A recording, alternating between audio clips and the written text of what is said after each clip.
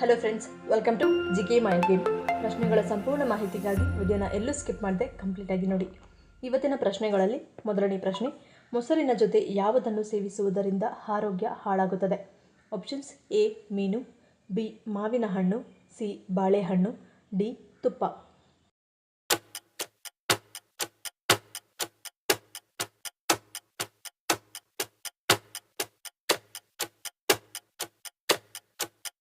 ಸರಿಯಾದ ಉತ್ತರ option A ಮತ್ತು ಬಿ. ಮಾವು ದೇಹದಲ್ಲಿ ಉಷ್ಣತೆಯನ್ನು ಹೆಚ್ಚಿಸುತ್ತದೆ, ಆದರೆ ಮೊಸರು ದೇಹವನ್ನು ತಂಪಾಗಿಡುತ್ತದೆ. ನೀವು ಈ ಎರಡನ್ನು ಒಟ್ಟಿಗೆ ಸೇವಿಸಿದಾಗ ಜೀರ್ಣಕ್ರಿಯೆಯು ಅಸಮತೋಲನಗೊಳ್ಳುತ್ತದೆ ಮತ್ತು ಚರ್ಮದ ಸಮಸ್ಯೆಗಳಿಗೆ ಕಾರಣವಾಗುತ್ತದೆ. ಹಾಗೆಯೇ ಮೊಸರಿನ ಜೊತೆ ಮೀನು ಇವೆರಡನ್ನು ಒಟ್ಟಿಗೆ ಸೇವಿಸಿದಾಗ ಹೊಟ್ಟೆ ಕೆಡುತ್ತದೆ. ಎರಡನೇ ಪ್ರಶ್ನೆ, ಹೊಟ್ಟೆ ಮತ್ತು ಹೊಟ್ಟೆಯನ್ನು ಸುತ್ತುವರಿದ ಕೊಬ್ಬನ್ನು ಕರಗಿಸಲು ಯಾವುದು ಸಹಾಯಕಾರಿ? ಆಪ್ಷನ್ಸ್: ಎ ಪರಂಗಿ, ಬಿ ನುಗ್ಗೆ ಸೊಪ್ಪು, ಸಿ ಬಾದಾಮಿ, ಡಿ ಕಡಲೆ ಬೀಜ.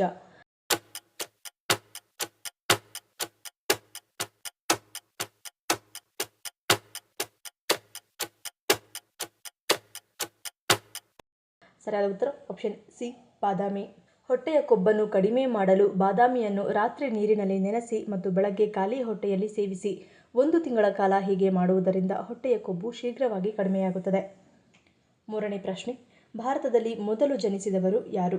Options: A Krishna, B Buddha, C Manu, D Shiva.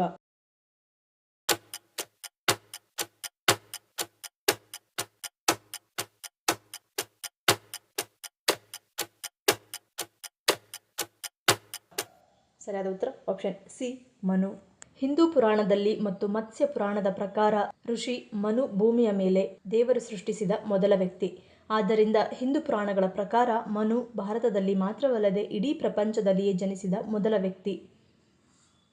ನಾಲ್ಕನೇ ಪ್ರಶ್ನೆ, ಉಪ್ಪು ಹಾಕಿದರೆ ಮಂಜುಗಡ್ಡೆ ಕರಗಿ ನೀರಾಗುವುದು ಯಾವ ಕಾರಣದಿಂದ? Options: A sodium, B chlorine, C ಉಷ್ಣತೆ, ಡಿ ಕಣಗಳು.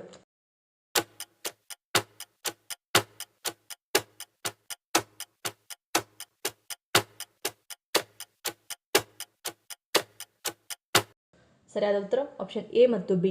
ಮಂಜುಗಡ್ಡೆಯ ಮೇಲೆ ಉಪ್ಪು ಸುರಿದರೆ ಕೆಲವು ಭಾಗ ಕರಗಲು ಶುರುವಾಗುತ್ತದೆ. ಎಲ್ಲರಿಗೂ ಗೊತ್ತಿರುವ ಹಾಗೆ ಉಪ್ಪಿನಲ್ಲಿ ಸೋಡಿಯಂ ಮತ್ತು ಕ್ಲೋರಿನ್ ಎಂಬ 2 ಕಣಗಳಿವೆ. ಉಪ್ಪು ಹಾಕಿದಾಗ ಸೋಡಿಯಂ ಮತ್ತು ಕ್ಲೋರಿನ್ಗಳು ನೀರಿನ ಸಡಿಲ ಕಣಗಳ ಜೊತೆ ವರ್ತಿಸಿ ಮಂಜುಗಡ್ಡೆಯ ಕಣಗಳ ನಡುವಿನ ಬಂಧವನ್ನು ಸಡಿಲಗೊಳಿಸುತ್ತದೆ. ಹೀಗಾಗಿ ಮಂಜುಗಡ್ಡೆ ಕರಗುತ್ತದೆ. ಐದನೇ ಪ್ರಶ್ನೆ, ಚೇಳು ಕಚ್ಚಿದಾಗ ಯಾವ ಚುಚ್ಚುಮದ್ದನ್ನು ನೀಡಲಾಗುತ್ತದೆ?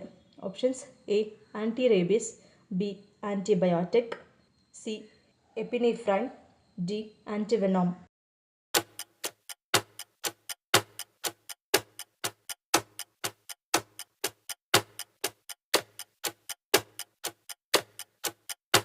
ಸರಿಯಾದ ಉತ್ತರ option A anti rabies. Anti rabies ಲಸಿಕೆ ಚುಚ್ಚುಮದ್ದನ್ನು ಪ್ರಾಣಿ ಕಚ್ಚಿದ 72 ಗಂಟೆಗಳ ಒಳಗೆ ಪಡೆದುಕೊಳ್ಳಬೇಕು. ರೋಗಿಯು 72 ಗಂಟೆಗಳ ಒಳಗೆ ಚುಚ್ಚುಮದ್ದನ್ನು ಪಡೆಯದಿದ್ದರೆ ಅವನು ರೇಬಿಸ್ ಕಾಯಿಲೆಗೆ ಗುರಿಯಾಗಬಹುದು. ಆರನೇ ಪ್ರಶ್ನೆ, ಡ್ರೈ ಫ್ರೂಟ್ಸ್ ಅನ್ನು ಯಾವ ಸಮಯದಲ್ಲಿ ಸೇವಿಸುವುದು ಆರೋಗ್ಯಕ್ಕೆ ಒಳ್ಳೆಯದು? ಆಪ್ಷನ್ಸ್: ಎ ಬೆಳಗ್ಗೆ, ಬಿ ಊಟದ ನಡುವೆ, ಸಿ ಸಂಜೆ, ಡಿ ರಾತ್ರಿ.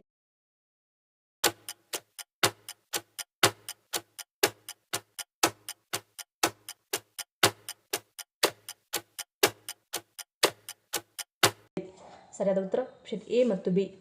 ಆಯುರ್ವೇದವು ಡ್ರೈ ಫ್ರೂಟ್ಸ್ ಅನ್ನು ಸಾಮಾನ್ಯವಾಗಿ ಬೆಳಗ್ಗೆ ತಿನ್ನುವಂತೆ ಸಲಹೆ ನೀಡುತ್ತದೆ. ಬೆಳಗ್ಗೆ ರಾತ್ರಿ ಇಡೀ ನೆನೆಸಿದ ಒಣದ್ರಾಕ್ಷಿ, ವಾಲ್ನಟ್ಸ್ ಅಥವಾ ಬಾದಾಮಿಯ ಸೇವನೆ ಆರೋಗ್ಯಕರ ಎನ್ನುತ್ತದೆ. ಹಾಗೆಯೇ ಊಟದ ನಡುವಿನ ಸ್ನ್ಯಾಕ್ಸ್ ಆಗಿ ಡ್ರೈ ಫ್ರೂಟ್ಸ್ ಅನ್ನು ಆಯ್ಕೆ ಮಾಡುವಂತೆ ಸೂಚಿಸುತ್ತದೆ. ಹೆಚ್ಚಿನ ಪೌಷ್ಟಿಕಾಂಶದ ಅಂಶವು ರಕ್ತದಲ್ಲಿನ ಸಕ್ಕರೆಯನ್ನು ಉಳಿಸಿಕೊಳ್ಳಲು ಸಹಾಯ ಮಾಡುತ್ತದೆ. ಈ ಪೋಷಕಾಂಶ ದಟ್ಟವಾದ ಇವುಗಳು ನಿಮ್ಮ ಆಹಾರದಲ್ಲಿ ಸೇರಿಸುವುದರಿಂದ ಅಗತ್ಯವಾದ ಜೀವಸತ್ವಗಳು, ಖನಿಜಗಳು ಮತ್ತು ಶಕ್ತಿಯನ್ನು ಒದಗಿಸುತ್ತವೆ.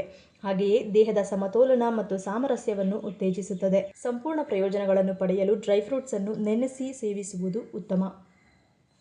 ಏಳನೇ ಪ್ರಶ್ನೆ, ಮನುಷ್ಯನ ದೇಹ ಎಷ್ಟು ಯೂನಿಟ್ಗಳಷ್ಟು ನೋವನ್ನು ತಡೆದುಕೊಳ್ಳುವ ಸಾಮರ್ಥ್ಯವನ್ನು ಹೊಂದಿರುತ್ತದೆ? Options: A 25 del, B 39 del, C 47 del, D 53 del.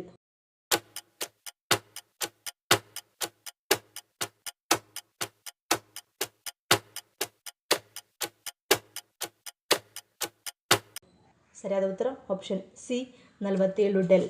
ಸಂಶೋಧನೆಗಳ ಪ್ರಕಾರ ಮನುಷ್ಯನ ದೇಹ 47 ಡೆಲ್ ಅಥವಾ 47 ಯೂನಿಟ್ಗಳಷ್ಟು ನೋವನ್ನು ತಡೆದುಕೊಳ್ಳಬಹುದಂತೆ.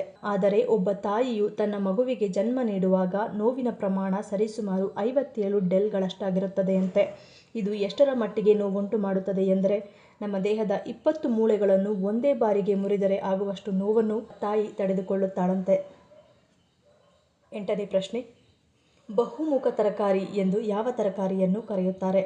ಆಪ್ಷನ್ಸ್: ಎ ಟೊಮ್ಯಾಟೊ, ಬಿ ಹಸಿಮೆಣಸಿನಕಾಯಿ, ಸಿ ಕೊತ್ತಂಬರಿ, ಡಿ ಈರುಳ್ಳಿ.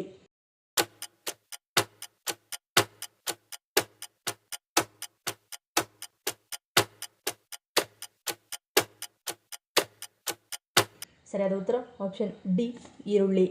ಪ್ರಪಂಚದಾದ್ಯಂತ ಲಭ್ಯವಿರುವ ಸರಿಸುಮಾರು 1097 ವಿಧದ ತರಕಾರಿಗಳಲ್ಲಿ ಈರುಳ್ಳಿ ತರಕಾರಿಯಾಗಿದ್ದು, ಇದನ್ನು ಇತರ ತರಕಾರಿಗಳೊಂದಿಗೆ ಬೆರೆಸಬಹುದು. ಈರುಳ್ಳಿ ಬಹುಮುಖ ತರಕಾರಿಗಳಾಗಿದ್ದು, ಟೊಮ್ಯಾಟೊ, ಕ್ಯಾರೆಟ್, ಆಲೂಗಡ್ಡೆ, ಬೆಲ್ ಪೆಪ್ಪರ್, ಕುಂಬಳಕಾಯಿಯನ್ನು ಹೋಲುವ ಚೀನೀಕಾಯಿ, ಮಸ್ ಮತ್ತು ಗ್ರೀನ್ಸ್ಗಳಂತಹ ಇತರ ತರಕಾರಿಗಳೊಂದಿಗೆ ಚೆನ್ನಾಗಿ ಜೋಡಿಸುತ್ತದೆ. 9ನೇ ಪ್ರಶ್ನೆ, ಹಾಲಿನ ಟೀ ಅಥವಾ ಚಹಾವನ್ನು ಹೆಚ್ಚು ಸಮಯದವರೆಗೂ ಕುದಿಸಿದರೆ ದೇಹದ ಮೇಲೆ ಯಾವ ಪರಿಣಾಮವನ್ನು ಬೀರುತ್ತದೆ? ಆಪ್ಷನ್ಸ್: ಎ ರಕ್ತಹೀನತೆ, B cancer, C acidity, D ರಕ್ತದೊತ್ತಡ.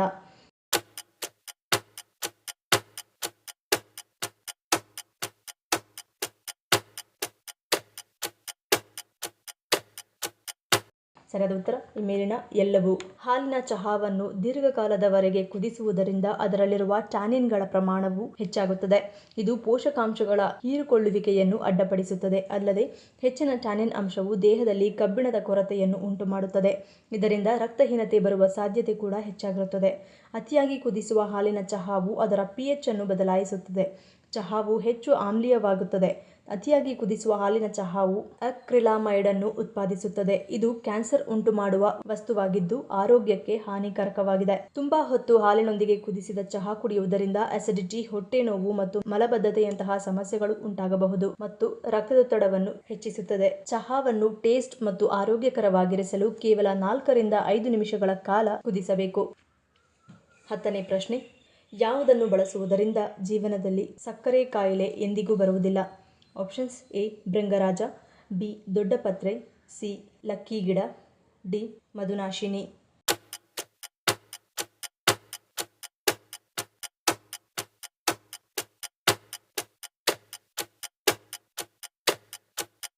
ಸರಿಯಾದ ಉತ್ತರ ಆಪ್ಷನ್ ಡಿ ಮಧುನಾಶಿನಿ.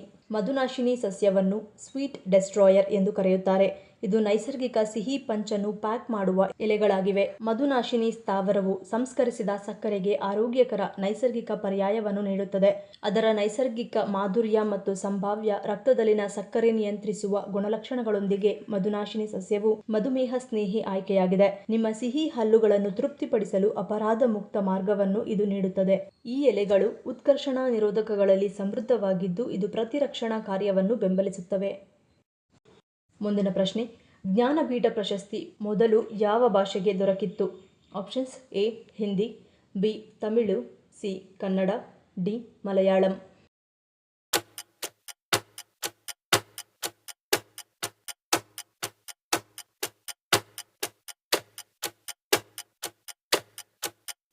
ಸರಿಯಾದ ಉತ್ತರ ಆಪ್ಷನ್ ಡಿ ಮಲಯಾಳಂ. ಈ ಪ್ರಶ್ನೆಗಳಲ್ಲಿ ನೀವು ಎಷ್ಟು ಪ್ರಶ್ನೆಗಳಿಗೆ ಸರಿ ಉತ್ತರವನ್ನು ಕೊಟ್ಟರೆ ಅನ್ನೋದನ್ನು ಕಮೆಂಟ್ ಮಾಡಿ ತಿಳಿಸಿ. ಈ ವಿಡಿಯೋ ನಿಮ್ಗೆ ಇಷ್ಟ ಆಗಿದ್ದರೆ ಮರಿದೇ ಲೈಕ್ ಮಾಡಿ, ಶೇರ್ ಮಾಡಿ, ಸಬ್ಸ್ಕ್ರೈಬ್ ಮಾಡಿ. ನನ್ನ ಚಾನಲ್ನ ಇನ್ನೂ ಸಬ್ಸ್ಕ್ರೈಬ್ ಮಾಡಿದೆ ಹಾಗೆ ವಿಡಿಯೋಸ್ ನೋಡ್ತಿದ್ರೆ ಪ್ಲೀಸ್ ಸಬ್ಸ್ಕ್ರೈಬ್ ಮಾಡಿ, ಸಪೋರ್ಟ್ ಮಾಡಿ. ಮತ್ತೊಂದು ಇಂಟ್ರೆಸ್ಟಿಂಗ್ ವಿಡಿಯೋನಿಗೆ ಸಿಗ್ತೀನಿ. Until love you all, take care.